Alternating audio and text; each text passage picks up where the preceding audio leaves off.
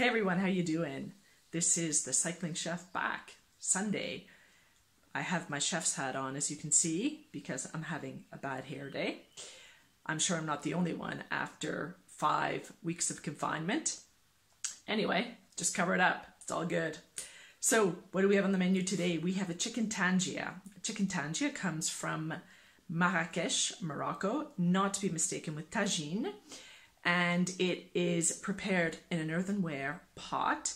And typically this was cooked in the embers of the fires that heated the hammams in Morocco. Now, of course, we don't have a hammam here today, so I am going to be turning my oven into a hammam simulator. And we're going to slow cook this chicken, and you're going to see how amazing this recipe is. Okay, more to come. Stay tuned. So what do we have going here? I have chopped up a medium onion. I also have prepared about 5 or 6 cloves of garlic. Now, one thing I do with garlic is remove, if I can show it to you here, this center core. What that's going to do is remove that repeat factor of the garlic, so you can enjoy all the flavor without having it come back at you. So this is a tangia. As you can see, it's just an earthenware vessel. And believe it or not, we're going to fit a chicken inside there, and then we're going to cover it so that it is going to slowly cook. What I do is soak it in water the night before, because it's earthenware. We want it to take on as much moisture as possible. Here I've got a preserved lemon. These lemons are preserved in salt. It brings out a really intense flavor. Stay tuned. In this tangia, besides the garlic and the onion, we are also going to use a set of spices. So we're going to use salt, we are going to use turmeric, we are going to use cumin, ginger, I've got a ras hanout, and then I've got some Moroccan saffron here. And of course the chicken, which are going to plop inside. I'll show you afterwards how to make these preserved lemons. They're very easy. They're basically just lemons that are cut, filled with salt, and then you just put them in an airtight container, put a little bit more lemon juice over them to preserve them, but I'll show you that step later. You can make them yourself, and what they do is bring out an amazing flavor in all of dishes. More to come. So here we finally fit that chicken inside the vessel. So obviously, if you don't have a tangia at home, which might be difficult, this one I brought back from Marrakech, back in the day when we could travel. You remember that? Anyway, another earthenware pot would do fine. You could use a Dutch oven. Obviously, earthenware is the best because of the fact that it generates more humidity within which to cook. But if you don't have it, obviously, you've got these other options. And here, what am I doing? I'm just gently heating up my threads of saffron. And we want to be careful. We don't want to overdo that. We just want to heat them enough to, again, toast them a tiny bit to bring out some flavor. So stay tuned. What we're going to do is then pour some quarter cup of olive oil and probably about 5 tablespoons of water over this, cover it up and put it in the oven. So just to let you know, for spices, I've put in 2 teaspoons of ras hanout.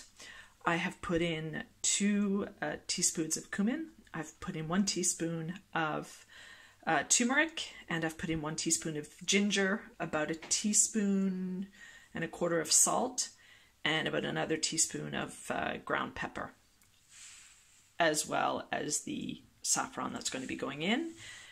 I'll just put everything on top. You have to sort of work a little bit the spices and stuff down around it when you're working with the tangia like this.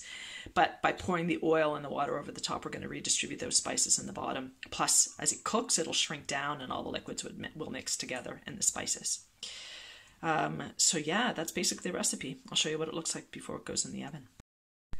So here we have the tangia ready to go in the oven. What have I done? I have just covered it with a piece of parchment paper underneath, foil over top. I've just attached it with string. Obviously, if you're using a Dutch oven, you're just going to, cover it up with its proper cover. And we put it into a cold oven. We're going to put that oven 140, 150 degrees Celsius, depending on sort of the way how fast your oven is. And we're going to pierce the top of that cover, just very little, a couple times with a knife, just enough to let a tiny bit of steam out. And we're just going to let this slow cook for probably about 4 or 5 hours. And you will see how this chicken just melts in your mouth. It just falls off the bone like butter. And I'll show you the accompaniments a bit later. Okay, let's let it rip. Okay, so now I'm going to show you how to make these preserved lemons. I'm going to do a lemon and a lime this time. So basically I just took the lemon, and what I've done is I've cut it down lengthwise one way, turned it around, and what I've done is that I've turned it and I have cut it down on the opposite vertical. And then what we're going to do is stuff these with salt. So just to show you with the lime, you can see that I'm taking the lime, I'm cutting it one way vertically, but when I turn it around, I don't want it to open, so what I do is I cut it vertically on the other cross. Okay, so I get this. And we don't go right to the bottom, because what we want is just to leave enough. And what we're just going to do is to take a good teaspoon of salt, and we're going to stuff each of those ends with salt. And then we're going to put it in here, in your jar, to preserve.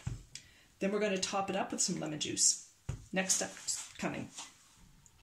So now I'm just actually going to cover these lemons and leave them. As you can see, they both have salt stuffed inside of them. And leave them in a cool, dark place, fully covered for about, let's say, 7 days. And then what you're going to do, you're going to see that a whole bunch of juice is already drained out of it. Then what you're going to do is just top it up with a little bit more juice. You don't need lots because it's actually the salt that preserves, but basically we just want to add a little bit more juice. And you can just use, you can juice a lemon, or maybe you can use a bit of, ready-made lemon juice. And you just let these sit for a month, 2 months. Salt is a natural preservative. And what is absolutely amazing is the flavor that these lemons and limes give to any cooked dishes. So try this at home, super simple.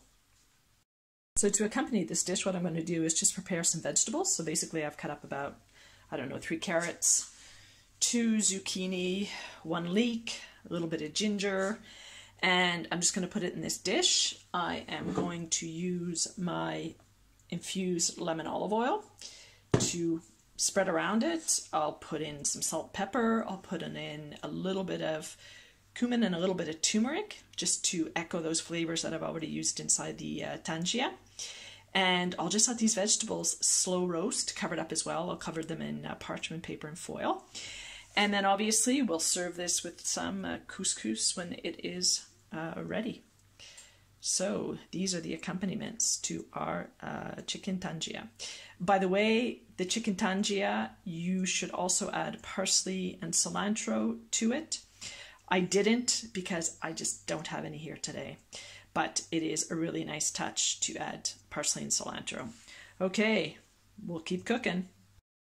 So the 5 hours of cooking time is up. I just pulled this out of the oven.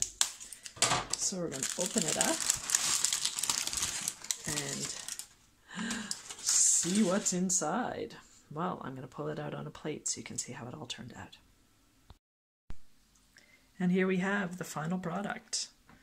Chicken tangia. Look at those colors.